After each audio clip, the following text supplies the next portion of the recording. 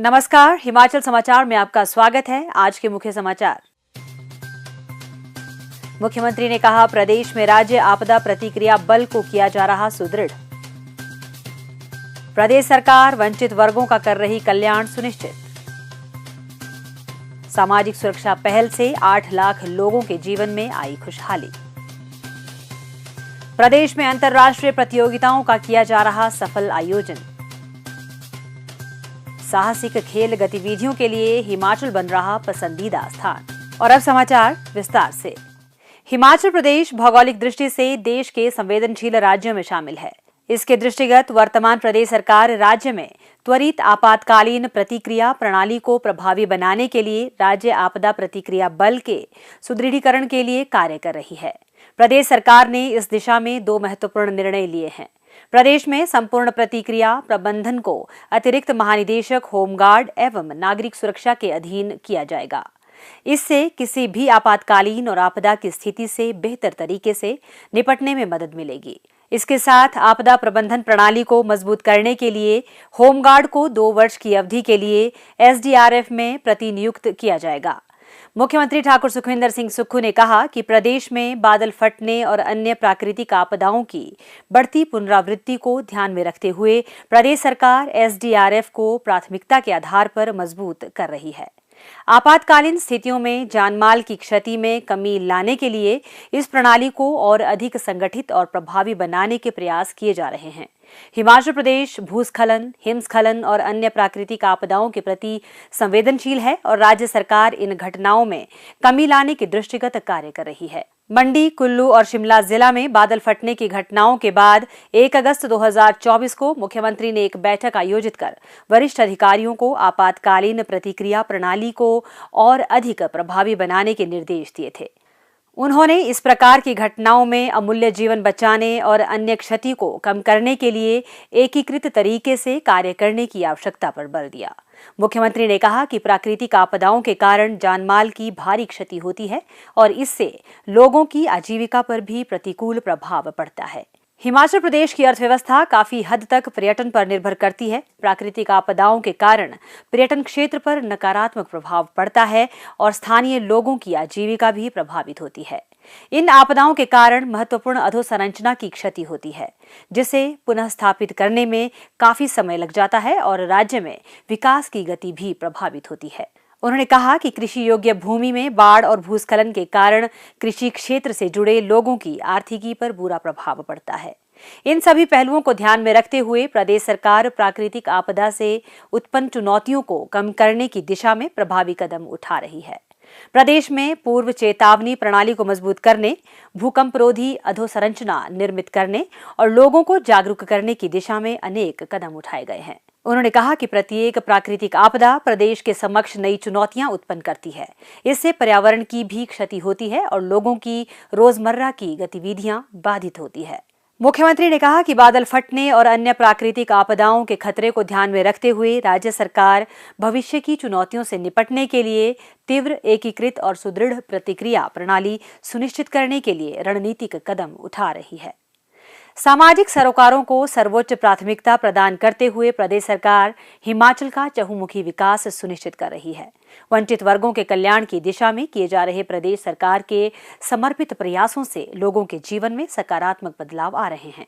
प्रदेश सरकार ने कमजोर वर्गों के कल्याण के लिए 1537 करोड़ 67 लाख रुपए आवंटित किए हैं, जिसके तहत अनुसूचित जाति, जनजाति, महिलाओं, बच्चों, वृद्धजन और विशेष रूप से सक्षम लोगों का कल्याण सुनिश्चित किया जाएगा। इसके अलावा अनुसूचित जनजाति के कल्याण को केंद्र में रखकर 2483 करोड़ 20 लाख रुपए आवंटित किए गए हैं। प्रदेश सरकार की इस नवोन्मेषी पहल से वंचित वर्गों के लिए सम्मानजनक जीवन जीने का मार्ग प्रशस्त होगा। वर्तमान में प्रदेश में 8 लाख लोग सामाजिक सुरक्षा पेंशन से लाभान्वित हो रहे हैं। प्रदेश सरकार ने विधवाओं, एकल महिलाओं और दिव्यांगजनों के समक्ष आने वाली चुनौतियों को कम करने के दृष्टिगत कुछ पात्रता मापदंडों को लचीला बनाया है, जिसके फलस्वरूप लगभग 76,000 नए लाभार्थी अब सामाजिक सुरक्षा पेंशन योजना का लाभ उठा रहे हैं। सामाजिक सुरक्षा पेंशन को विस्तार प्रदान कर वंचित वर्गों तक इसके लाभ पहुंचाए जा रहे हैं। प्रदेश सरकार का यह प्रयास समावेशी समाज की परिकल्पना को साकार करता है। समाज के कमजोर वर्गों के सपनों के घर को हकीकत में बदलते हुए प्रदेश सरकार की स्वर्ण जयंती आश्रय योजना के तहत पात्र अनुसूचित जाति, जनजाति और अन्य पिछड़ा वर्ग के परिवारों को प्रति परिवार 1,50,000 रुपए की वित्तीय सहायता प्रदान की जा रही है। सूचना प्रौद्योगिकी के इस युग में अनुसूचित जाति, जनजाति और अन्य पिछड़ा वर्ग के युवाओं को विशेष कंप्यूटर प्रशिक्षण कार्यक्रमों के माध्यम से डिजिटल कौशल से लैस करने और उन्हें आधुनिक तकनीक में सशक्त करने के लिए 5 करोड़ रुपए की राशि आवंटित की गई है। समाज में सद्भाव की भावना को मजबूती प्रदान करने के लिए अनुसूचित जाति और अनुसूचित जनजाति अत्याचार निवारण अधिनियम के तहत अंतर जातीय विवाह के लिए 50,000 रुपए की प्रोत्साहन राशि प्रदान की जा रही है। वृद्धजनों की बेहतर देखभाल सुनिश्चित करने के लिए राज्य में 11 वृद्धाश्रम, 22 डे केयर सेंटर और 7 वरिष्ठ नागरिक सुविधा केंद्रों के माध्यम से उन्हें बेहतर और सुरक्षित वातावरण उपलब्ध करवाया जा रहा है। प्रदेश सरकार द्वारा संचालित विभिन्न आश्रमों में रह रहे आवासियों को उत्सव भत्ता प्रदान किया जा रहा है ताकि वे जीवन की खुशियों को अनुभव कर सकें।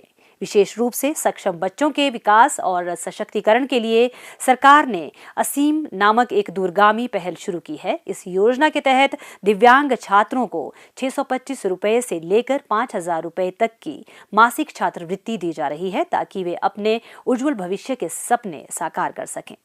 दिव्यांगजनों को समाज की मुख्यधारा से जोड़ने के लिए प्रदेश सरकार द्वारा दिव्यांग व्यक्तियों के साथ विवाह को प्रोत्साहित करने के लिए 25,000 रुपए से लेकर 50,000 रुपए तक की प्रोत्साहन राशि दी जाती है। इसके अलावा दिव्यांग लोगों की देखभाल और सहायता करने वाली संस्थाएं चलाने वाले गैर सरकारी संगठनों को भी अनुदान सहायता का प्रावधान किया जा रहा है। कांगड़ा जिले के लुथान का आदर्श ग्राम सुख आश्रय परिसर 400 से अधिक बुजुर्ग और निराश्रितों को आवासीय सुविधा प्रदान करेगा। यह परिसर अत्याधुनिक तकनीक से निर्मित किया जाएगा और यहां रहने वाले आवासियों को बेहतर सुविधाएं उपलब्ध करवाई जाएंगी। प्रदेश सरकार वंचित वर्गों के सशक्तिकरण की दिशा में समग्र प्रयास कर रही है। सरकार के इन प्रयासों के फलस्वरूप ये वर्ग समाज की मुख्यधारा में जुड़कर प्रदेश की प्रगति में अपनी भागीदारी सुनिश्चित कर रहे हैं। मुख्यमंत्री ठाकुर सुखविंदर सिंह सुक्खू के दूरगामी प्रयासों के फलस्वरूप प्रदेश में साहसिक खेल गतिविधियों को बढ़ावा प्रदान किया जा रहा है। इस कड़ी में जिला कांगड़ा की बीड़ बिलिंग घाटी में 8 दिनों तक चलने वाले पैराग्लाइडिंग वर्ल्ड कप का आयोजन किया जा रहा है। इस प्रतियोगिता में मानव परिंदे हवा में अपनी कलाबाजियां प्रदर्शित कर रहे हैं। बीड़ बिलिंग दुनिया की सर्वश्रेष्ठ पैराग्लाइडिंग साइट्स में शुमार है। विश्व स्तरीय प्रतियोगिता के आयोजित होने से यह घाटी पर्यटकों के पसंदीदा गंतव्य में शुमार हो गई है। इस प्रतियोगिता के आयोजन से यहां के लोगों की आर्थिकी भी सुदृढ़ हो रही है और स्थानीय पायलटों को विश्व के बेहतरीन पैराग्लाइडिंग पायलटों को देखने के साथ साथ उनसे सीखने का अवसर भी मिल रहा है। मेरा नाम गौतम है जी और मैं मनाली का रहने वाला हूँ। यहाँ पे जो साइट है हमारी बहुत अच्छी है, ज़्यादा पॉपुलर हुई पहले से। पहले जब साइट नहीं थी तो बहुत क्राउड उतना नहीं था, लेकिन अभी आज क्राउड भी हो गई है, फेमस भी हो गई है बहुत ज़्यादा, क्योंकि ये हिमालय की सबसे हाईएस्ट और इंडिया की सबसे पॉपुलर साइट है। तो यहाँ पे टूरिज्म भी बढ़ गया है, पायलट्स भी बाहर से बहुत सारे आ रहे हैं और उसके कारण हम देख रहे हैं कि जस्ट अभी कंपटीशन में जो है सिर्फ पार्टिसिपेटरी उड़ रहे हैं, जो बाकी बिजनेस जो है बिजनेस यहाँ पे बहुत बड़ा और क्राउड भी यहाँ पे पायलट्स ऑल ओवर वर्ल्ड से आ रहे हैं और स्टूडेंट्स जो लर्नर्स है वो ऑल ओवर वर्ल्ड से आ रहे हैं यहाँ पे और ख्याति प्राप्त हुई है जो साइट की नजर। बहुत बदलाव आया। पहले तो ऐसा लगता था जब यहाँ आते तो सुनसान होता था, कोई लोग नहीं मिलते थे। अब तो ये टूरिस्ट स्पॉट बन गया है और खासकर अगर भीड़ में भी देखेंगे अब जो है वो एक टूरिस्ट डेस्टिनेशन में बदल गया है, जो यहाँ के लोकल लोगों के लिए बहुत बड़ा सौगात है और यहाँ का लाइफस्टाइल चेंज हो रहा है और इकोनॉमी बढ़ रही है। तो मैं समझता हूँ पैराग्लाइडिंग में बहुत बड़ा चेंज लाया है यहाँ पे। प्रदेश सरकार द्वारा बीड़ लैंडिंग साइट के लिए 60 लाख रुपए और अन्य सुविधाओं के लिए 7 लाख रुपए जारी किए गए हैं। इस प्रतियोगिता में 26 देशों के 94 पायलट भाग ले रहे हैं। प्रतियोगिता में 32 भारतीय प्रतिभागियों सहित 7 महिला प्रतिभागी भी शामिल है।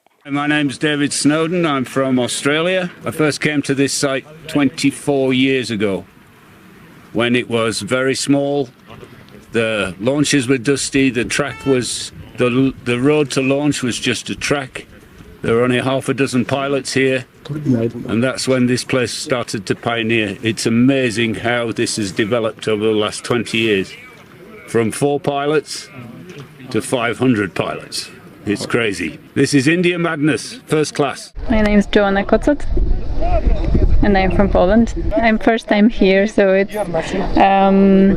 it's really nice. The flying here is very good. I like this place very much, and I'm looking forward to the competition. 8 दिनों तक चलने वाली प्रतियोगिता में प्रतिभागियों की सुरक्षा के लिए विशेष इंतजाम किए गए हैं। 2 हेलीकॉप्टर, एम्बुलेंस सहित 7 स्वास्थ्य टीमें, 6 रेस्क्यू और रिट्रीवल टीमें तैनात की गई हैं। इस प्रतियोगिता के दौरान प्रतिभागियों के मनोरंजन और विदेशी मेहमानों को देवभूमि हिमाचल की समृद्ध संस्कृति से रूबरू करवाने के लिए बीड़ कार्निवल का भी आयोजन किया जाएगा।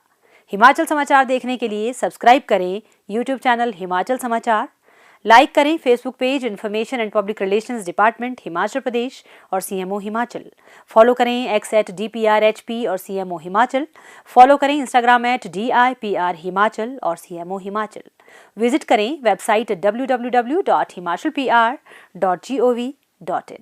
इस अंक में इतना ही, कल फिर होगी मुलाकात, दीजिए इजाजत, नमस्कार।